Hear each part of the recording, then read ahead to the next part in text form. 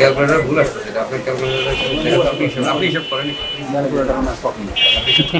পার ডিমে কত টাকা পড়ে এটা দেখেন। ওনার একটা নিজস্ব একতা ট্রেডার্সের নামে একটা ভাউচার থাকবে, তেমন নিলে বেশি নিলে তাকে একটা ভাউচার দিল, অল্প নিলে না না আপনার ওকে নাই, আপনার বিজনেসের আমি বলি শোনেন মিডিয়া এখানে ই করতেছে, আপনি দেখেন আপনি হচ্ছে একতা ট্রেডার্সের মালিক জাহিদ হাসান না, আপনার এই নামে একটা ট্রেড লাইসেন্স থাকতে হবে, সেই ট্রেড লাইসেন্স আপনার মধ্যে আমি বলি আপনি প্লিজ আপনি দয়া করে শোনেন, আপনি তো চকবাজার ব্যবসায়ী সমিতির নেতৃবৃন্দ এখানে, আপনার এই নামে একটা ট্রেড লাইসেন্স থাকবে এবং আপনার এটার একটা ইয়ে থাকবে, আপনার একটা ভাউচার থাকবে, আপনার এই যে মানে জননী ট্রেডার্স একটা ভাউচার করে আপনার একটা ভাউচার থাকবে, ডিম যেখানে বিক্রয় করবেন সেখানে একটা ভাউচার লিখিত ভাউচার দিতে হবে, টাকা ভাউচার সেটি নেই, এবং আপনার একটা মূল্য তালিকা হালনাগাদ মূল্য তালিকা টানাতে হবে, এটা আপনি টানান না, এটা আমরা ভিতরে দেখেছি, এটা ভাঁজ করে রেখেছি 11/6/2024 লিখে রাখছেন, মানে গত মাসে একবার আপডেট করে এটা আপনি বানিয়েছিলেন, কিন্তু আজকে তো 4/7 আপনার আজকের তারিখের মূল্য তালিকা তো নেই,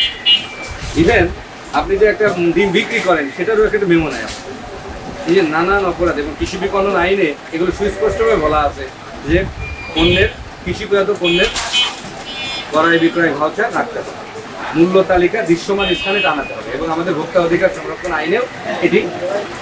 বলা হয়েছে, হ্যাঁ, যে মূল্য তালিকা টানাতে হবে, ক্রয় বিক্রয় ভাউচারের কথা বলা হয়। তা আপনি যে একটা পাকা ভাউচার দেখাচ্ছেন সেটা তো পাকা ভাউচার, এখানে বিক্রেতার স্বাক্ষর নাই, এবং এটাতে কোনো আপনি ইয়ে আনছেন, জাস্ট একটা দাম লিখে দিয়েছেন, এটা চিত্র, এটা আপনাকে সংশোধন করতে হবে পুরা। এখানে এই যে এই প্রতিষ্ঠানটি হচ্ছে আপনার মিতালি ট্রেডার্স, উনি একজন বড় ডিলার কাজী ফার্মসের, ওনার কাছে কাজী ফার্মস থেকে ডিমটা ভাউচারের মাধ্যমে আসে, এটা আমরা পেয়েছি। গতকাল উনি 10,400 ডিম এখানে ক্রয় করেছেন 9 টাকা 61 পয়সা দরে।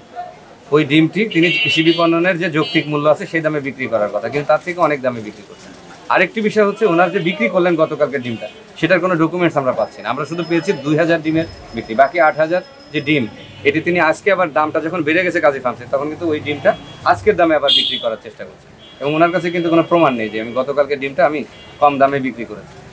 তা আমরা এবং ওনার কাছে আজকে সিরাজগঞ্জ থেকে একটা ডিম এসেছে, তো এই বিষয়গুলো দেখেছি অনেক ক্ষেত্রে পাকা ভাউচারের অসঙ্গতি থাকে, সাইন থাকে এবং ভাউচারটা মেনটেন করে না, ওনার তালিকা যদিও আছে, সুন্দর একটা তালিকা আছে, কিন্তু এই যে পাকা ভাউচারের ক্ষেত্রে ওনার একটা উদাসীনতা আছে। আমরা জাতীয় ভোক্তা অধিকার সংরক্ষণ অধিদপ্তর ফরিদপুর জেলা কার্যালয় এবং আমাদের কৃষি বিপণন অধিদপ্তর আমরা যৌথভাবে আমরা এই বাজারটি তদারকি করছি, বিশেষ করে ডিমের বাজার।